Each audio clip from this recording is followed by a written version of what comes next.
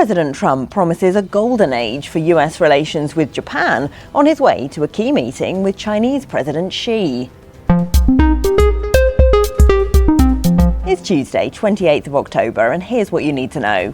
President Trump met the new Japanese Prime Minister Sanae Takaishi in Tokyo today and told her she would be one of the great prime ministers. Japan has promised to invest $550 billion in the US. That could include buying liquid natural gas, investment in AI and critical minerals. The two leaders signed a deal to secure the supply of rare earths. Both are keen to reduce the dominance of China, which processes 90% of the world's supply.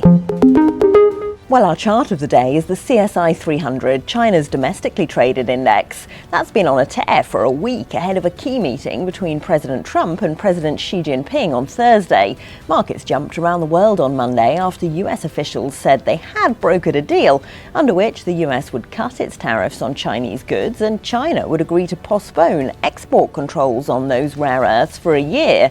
That's left investors bullish that Trump will again chicken out of his highest threatened tariffs, although at the meeting itself, anything could still happen.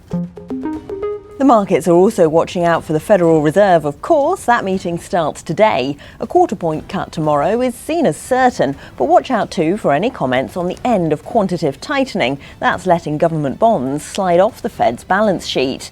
Markets were expecting that to continue at least until the spring, but Jerome Powell recently suggested it could end sooner.